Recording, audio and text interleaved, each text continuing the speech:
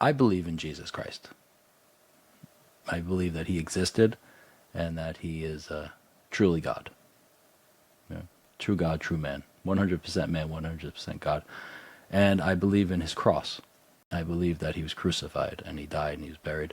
And I believe that his cross began much earlier than the wooden beams that he was nailed to.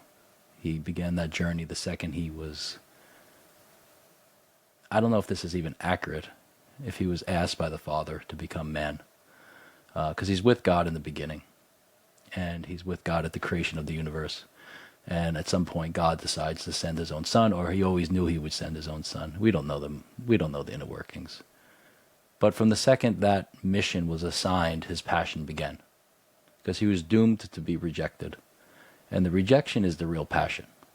We always focus on the nails and the thorns and the lashings and the shoulder of carrying the beam and the spitting and the mocking.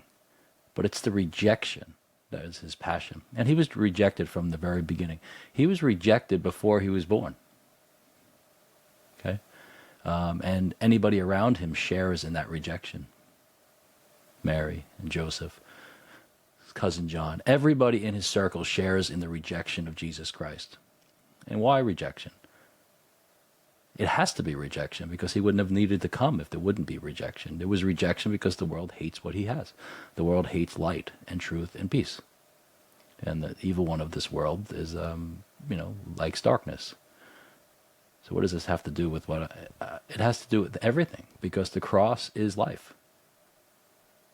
The cross is the place where I met Jesus. By looking at the cross and staring at the cross and looking at his wounds, I discovered that he loves me. And sometimes you don't have to understand it, but I think if you look at a crucifix long enough, you just begin to say, I love you. I don't know why. At least that's what happened with me. And you begin to see that there's a beautiful old spiritual expression. It's one of those harsh ones. Accept everything as if from the hand of God. Right? Accept everything as if from the hand of God. Your flat tire, your beautiful day at the beach, and the cancer diagnosis. Accept everything.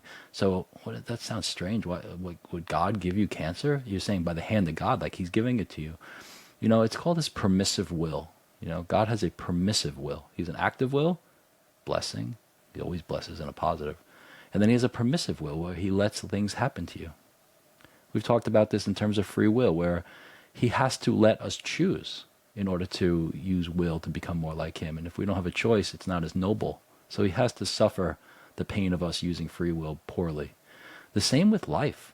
The same with bodies. The same with rejection. The same with pain.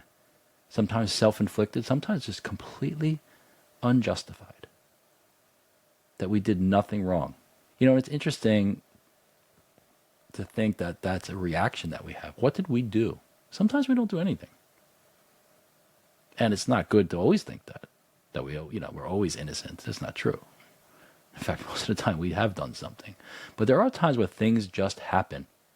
And the permissive will of God is at work.